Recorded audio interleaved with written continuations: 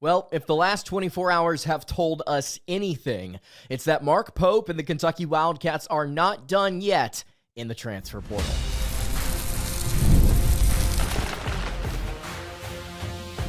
You are Locked On Kentucky, your daily podcast on the Kentucky Wildcats, part of the Locked On Podcast Network, your team every day. All right, what's going on, Big Blue Nation? Welcome on into Locked On Kentucky, your daily Kentucky Wildcats podcast. I'm your host, Lance Dawe, and on today's episode of Locked On Kentucky, we've got some banger transfer portal news to get to. Kentucky getting a visit from former Kansas and Alabama wing Rylan Griffen. Also, could the Cats land Chad Baker-Mazara? Could that actually happen? We'll dive into whether or not that would be a good ad for the Wildcats or not. And then to wrap up the show, we've got an international prospect that Kentucky has contacted, according to friend of the program, Jacob Polacek. Today's episode is brought to you by 5 Hour Energy. You can head to 5hourenergy.com to find over 15 flavors to choose from. And if you need one now, you can grab a 5 Hour Energy shot at your local grocery store or convenience store. Stock up today and stay energized. Thank you guys so much for making Locked On Kentucky your first listen every single day. I want to remind everyone out there that we are free and available on all platforms. And if you're watching on YouTube, I would greatly appreciate it if you subscribe to the show. And if you're listening on podcast, I would love it if you subscribed there as well. All right, let's go ahead and get into it. Ryland Griffen, a wing out of the University of Kansas, will be taking a visit to Kentucky basketball this upcoming Tuesday. Kind of a shock here because I hadn't really heard anything about Ryland's recruitment. I thought that I had read somewhere that Kentucky had contacted him, but outside of that, this was an extremely quiet recruitment process, or at least it's felt like it up until this point, where suddenly, out of the blue, hey, the Cats are going to be getting him on a visit here in just a few days. So let's talk about what exactly we know about this kid. And I'm going to be honest with you guys up front. I think there's a lot of different ways that you could look at this individual prospect. There's a lot of people online that have differing opinions about whether or not this would be a good pickup, whether or not this would be a bad pickup, whether or not he fits, whether or not he doesn't. I'm here to tell you today that not only do I think this would be an excellent pickup for Kentucky's roster, I think he's a perfect fit, and we'll go ahead and dive into that. So in case you have not seen the statistics and the argument that's happening online, let me clue you in here. So Ryland Griffen spent his first 2 seasons playing college ball at Alabama. First season, he averaged almost 6 points per game on some poor efficiency. He was shooting like 36.5% from the floor. He was shooting like right at 30% from 3. It wasn't great. Then in his sophomore season, he really took off. 11.2 points, 39.2% from 3, shot 81% from the charity stripe, averaged 3.5 rebounds, 2 assists, half a block per game. He was a very solid rotational piece, he was a starter, on that Alabama team that made it to the Final Four. Very, very, very good player. Hit the transfer portal. Then he decided to go to Kansas. He spent last season with the Jayhawks, and he went right back down to 6.3 points per game. He shot 37% from the floor, 33% from deep, averaged only 2 rebounds, 1.5 assists per game. Almost every single, and he also, the other interesting thing, his free throw percentage dipped from 81% to 67.5. Almost everything took a major crash in his lone season at Kansas. So what exactly happened here? Why did he kind of revert back to his freshman form? And can he somehow capture that sophomore spark, you could say, that he had during his time at Alabama? So I think that's very much so possible. And I watched this kid play. I watched some tape, watched through his highlight reels, looked at some of his statistics, and I'm going to read to you what Isaac Trotter of 24/7 Sports had to say about this kid, I believe on April 10th, just a week or so ago. This was his report, or at least his scouting report, or his analysis, I guess I should say, about Griffen. It didn't work out for Rylan Griffen at Kansas for a multitude of reasons, but he still got plenty of appeal as a bounce-back candidate. The 6'6" wing is still a dangerous off-ball sniper who can make a couple of reads and pick and rolls if given the chance. He has pockets where he can be an impactful on-ball defender too. If Griffen returns to a pace and space system, he could certainly flirt with 40% from downtown on serious volume again. So that kind of tells you pretty much what happened here. I think that the University of Kansas, with Hunter Dickinson at center, probably spaced out their offense and ran things dramatically different than what you would see at Alabama. And he thrived in that second year with the Crimson Tide in that larger role where it was a lot of space, it was a lot of shooting, it was a lot of transition stuff. And when he got to Kansas, things just weren't the same. It was just very different stylistically. I think matchups, you could argue, were significantly different in the Big 12, and he struggled. Last season, he had a 102.4 offensive rating on 17.1% usage. The kid saw a huge dip in production across the board. He only shot 49% at the rim, 29% on left break threes, 41% on right break threes, which shows you he can, yes, shoot. 29% on right corner threes, and 36% on left corner threes. All of those shooting percentages are very poor, except for what he was doing on right break stuff. But he wasn't taking he wasn't taking a ton of right break threes. It was mostly left break and then corners, which is kind of confusing. And then you get into the ways that he scored and the percentiles, as we like to talk about so much here on the show. He was in the 73rd percentile of catch and shoot players. Why was he not utilized in that role more? He was in the 17th percentile of off the dribble shooting, 52nd percentile of spot up scores, which is where most of his points came from, 28th percentile of transition scores, 53rd percentile of dribble handoffs, 78th percentile of off ball screens. Most of these numbers are not very good. He's an inefficient shooter who is not in the green when it comes to what he's doing and how he's getting his points outside of catch and shoot, which they didn't use him a ton on. Outside of tangibles, he's got great tools to be a really solid 3-and-D player. He's got actual ball handling at the wing, which is incredible. I think Kentucky would absolutely love that. And what I think they would love even more is what you saw out of his sophomore season in Alabama, because that tells you where Kansas went wrong specifically. As a junior at Kansas, he shot 49% at the rim. He shot 62% at the rim in his previous year with Alabama. I made this note here in my doc. This is legitimately Jackson Robinson with a much improved vertical. This kid can get up. He's an athlete, 1,000%. He shot 29% on left break threes at Kansas, 31% in his final season at Bama. Shot 39% on right break threes at Bama, 38% on right corner threes as opposed to the 29% at Kansas. Shot 48% on left corner threes as opposed to the 36% at Kansas. I mentioned he was in the 73rd percentile of catch and shoot players at Bama. Well, he's in the 84th, at Kansas. He's in the 84th at Bama. Mentioned he was in the 52nd percentile of spot-up scores. He was in the 87th percentile of spot-up scores at Bama. This was the difference. He's a really good catch-and-shoot player. He didn't get enough of it at Kansas. He got a lot of it at Bama, and he got even more spaced-out spot-up opportunities with the Crimson Tide. There was more room to drive. There was less stuff clogging up the paint because Dickinson was primarily operating down low. This is where he died. This is where Kansas killed him. Unintentionally, I might add. This is like a boo, Kansas, you tried to kill this player. No. I think Kansas does a pretty good job with their player development. No duh, it's Bill Self. But this is where they killed him. This is the issue. They did not space things out enough in their offense to give this kid more opportunities to score. Isaac Trotter is 1,000% right. If you give this kid more opportunities in a pace and space offense, he will thrive again. He takes a visit Tuesday. I'd like to see him here at Kentucky. I think he would be a good pickup. A lot of people are going to say, why on earth would you pick him up? Especially whenever people say, well, there's other options out there. We're going to talk about Stojakovic, by the way. We're going to talk about Peja's son. We're going to talk about Andrej, probably on Monday. There's not a report out there right now that Kentucky has actually contacted him. Until that happens, I'm going to hold off on that. But even still, I've got some thoughts on Peja's son that maybe some of y'all will agree with, maybe some of y'all will disagree with. I think Griffin would be perfect.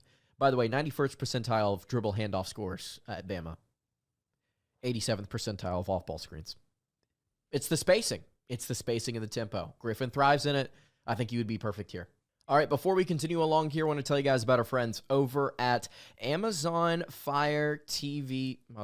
All right, before we move along, I'm going to tell you guys about our friends over at Amazon Fire TV Stick 4K. Did you know that your Fire TV is also an Xbox? You can turn any TV into your gaming and entertainment hub with Fire TV Stick 4K devices. No console required. Just grab your paired controller, subscribe or sign in to Xbox Ultimate Game Pass with EA Play included, and you're ready to play. You can dive into hundreds of premium titles from EA Sports College Football 25 to Call of Duty Black Ops 6 and Avowed, as well as easily as you stream your favorite shows. It's gaming made simple, and it's all on your Fire TV with Wi-Fi 6 and 6E with low latency mode, advanced technology, and Fire TV Stick 4K. It delivers smoother, more responsive gameplay with lightning fast speeds that you need to stay competitive. With 4K streaming, you can watch more than 1.5 million movies and TV shows from your favorite subscribed services like Netflix, Prime Video, Disney Plus, Max, and more. You can head to Amazon.com/Fire TV Locked On to get started. Xbox Game Pass Ultimate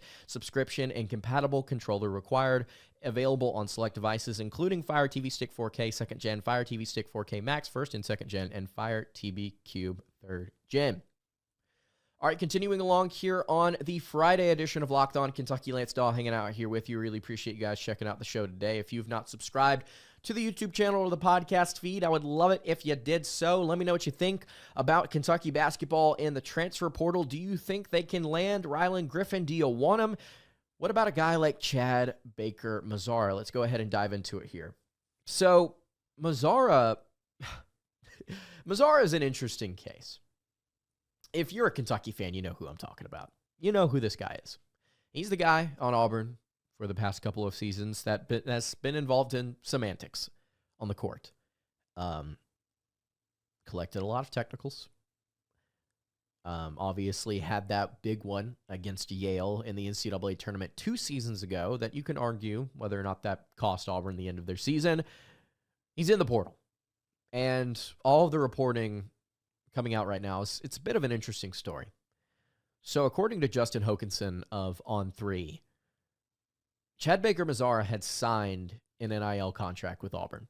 This had already happened. He had decided that he was, I'm assuming, decided that he was going to return, signed an NIL contract, was going to run it back. As a 26-year-old, he's going to play another season of college ball. Yes, he does have another year because of the new JUCO rule. Thank you, Diego Pavia. Apparently, him and his camp came back to Auburn and said, hey, we're not satisfied with the amount of money in the contract because there are all these other wings that are getting X amount of money. We want to be paid more. And I think Auburn stood on business, kind of similar to the Nico situation, and said, this is what we're paying you. And Baker-Mazara and his crew decided, you know what? I'm going to take my talents elsewhere. I'm going to take my ball and go home. He's in the transfer portal. And this is something that has kind of flown under the radar for a while. We haven't been able to talk about it, but Kentucky has been in contact. I don't know how much interest there is legitimately going to be here. I don't even know if it's possible for Kentucky to land him, frankly, or for anybody else to land him because of his transcript issues. This is something that I've known about for a while. But he's in the portal and Kentucky's interested. Will they actually be able to get him? I don't know, especially with what could be going on with the transcript and his contract issues, but I know that they're interested, and if they're interested and they want him, they're going to try, they're going to figure out a way to make it work. So what do we know about him as a player? Well, as a basketball player, he would be, and I don't want to be overly dramatic here, he would be perfect. He would be perfect for what Kentucky wants to add to their roster. Absolutely perfect. 12.3 points per game. Shot 44.8% from the floor, 38.1% from three. He has a career average of 39.8% in his 4 seasons at the Division I level, 41.7%, 39.3, 41.8, 38.1. He's a good shooter. Very good shooter. Also shot 88.8% from the charity stripe. Really good shooter at the line as well. 2.7 assists, 3 rebounds, 1.2 steals per game. Perfect. It is a perfect complementary piece to what Kentucky wants to do. Slide Otega up to the 2. Let him play with Jasper. Heck, let Jasper play a lot of backup point. That would be perfect. Let Owe play at the 2. Let Baker-Mazara play at the 3 with Cam. Let Diabate and Yelovich rock at the 4. Quaintance and Garrison and Marino at the 5. That's an incredible roster. That, in my opinion, would be the best team in the country. At that point, that would be the best roster. And I know what people are saying about Purdue. I know what people are saying about Louisville. I know what people are saying about Arkansas. I know what people are saying about Duke, again, with the Boozer twins. That would be the best roster in the country, in my opinion. If you were able to get Mazara. Perfect piece. 39% on right break threes. 32% on left break threes. He's a much better shooter than that. 64% at the rim as a guard. Great for a lanky guard. Got some shots up from the baseline. That's essentially the 4th spot that he likes to get to. It's the rim, it's the wings, and then it's that baseline, specifically the right side. He had a really solid assist rate at 19%. And the percentiles of how he scored is really what gets me excited about possibly adding him. 83rd percentile of catch and shoot scores. I think he could be even better than that at Kentucky, and that's still incredible. 56th percentile of ball screen handlers. Auburn didn't draw up a ton of downhill ball screens for him, but when they did, it was really effective. He also just kind of made crap happen at times, where he was able to kind of create at various points, which we'll get to that in a second. He's also in the 58th percentile of transition scores. It was partially because Auburn played at a slow pace. Again, I can think that he can be higher there. But here's the kicker. 96th percentile of spot-up scores. Lethal if you don't close out correctly. If you don't close out correctly, he's got a quick release. He'll make you pay from downtown. If you overhelp, if you close out too tight, he will try and drive past you or he'll draw a foul. But that's not even the biggest thing here. We've talked so much about how Kentucky and their players have struggled with off the dribble shooting. Get this. In shot creation, 94th percentile of ISO scores. He got 14% of his points from isolation, which means on average, he consistently got at least a basket a game in ISO. Yes, please, yes, please, yes, please. That's what I wrote down in my notes. He is elite in isolation, and he is even better as a spot up, giving him touches, creating touches for him. People don't realize how good this kid actually is because of what he's doing on the court outside of being a basketball player. The antics, the technicals, the roughing other kids up, throwing punches, etc., which you can't run away from that. That's just reality. He's a plus defender too. Career average of a defensive rating of 97.7. That would have been, I think it would have been second best or best, actually, on Kentucky's team last year. Literally nothing wrong with his game. Phenomenal ad for whoever gets him. The only concern here is, does he continue to do that stuff on the courts that's not playing basketball if he enters the portal and comes to a place like Kentucky? How does Pope handle that? How do the guys around him handle that? Are they able to kind of build that maturity up? Because frankly, at 26 going on 27, it's a lack of maturity. That there's no other way to really slice that. You have to be more level-headed on the court. Even if you're getting picked at, which I will say, compared to last season, he's done a better job at it this year. Much better job keeping a cool head. It's still a problem. We'll see what happens here with CBM. I personally think that this is the best player Kentucky could get. Griffin is a perfect player in terms of where he slides in. He's a legit 3-and-D player. So is Chad Baker-Mazara. If I had to pick, I'd pick CBM. If I got either of them, I'd be really excited. There's one other player here I do want to talk about. We'll wrap up the show with this. So Kentucky's already got a transfer from the international ranks in Yelovich. I need to pull my text messages up because I need to read the breakdown here from Jacob Goins, our Indiana host. Because we're going to talk about an Indiana decommit, an international Indiana decommit. His name is Harun Zrno. I believe that's how you pronounce his name. Harun Zrno. It's a dope name. He's a tall wing, shooting guard, 6'5", I believe. Originally committed to Indiana, but decommitted in March whenever Mike Woodson left and DeVries was being hired. He's actually visiting Miami, Florida today, and he's visiting Villanova on April 21st. But according to KSR, Kentucky's gotten in contact. Jacob Polachek said that Kentucky's contacted him. Also, according to KSR, apparently Maryland was heavily involved in this before Kevin Willard took the Nova job. See what happens there. Maryland, Miami, Ohio State, and Penn State were the 4 schools that showed interest during the time of his commitment, according to Joe Tipton. That's also according to KSR. What do we know about him? Well, I'll read you what Jacob Goins has to say. He said he's a stud, one of those international players that has all the fundamentals down. He can shoot from the outside. He can run the pick and roll. He can finish at the rim. He can run the floor. He's a stud. I haven't been able to gather any new info about the Indiana perspective. He decommitted and fans keep asking about him, but I haven't heard anything about IU wanting him back. That's what Jacob Goins has to say. You take a look at his stats overseas. This past season, 17.5 points per game, a clean 50% from the field, shooting 43.7% from 3. This kid is a lethal weapon in spot-up situations. And frankly, I obviously can do a little bit of everything, but like this guy's a shooter. I don't want to say that he's a one-trick pony, but the kid's a shooter. Think Shepherd. Think Reed Shepherd. Fundamental shooter, high release, just excellent form, very similar size, very similar athleticism. I think that he would be super fun to watch in blue and white. Does Kentucky end up actually getting him, especially when they're so involved with all these other kids that are legitimate shooters? I don't know, especially with Dawe Sarr also kind of in the mix here.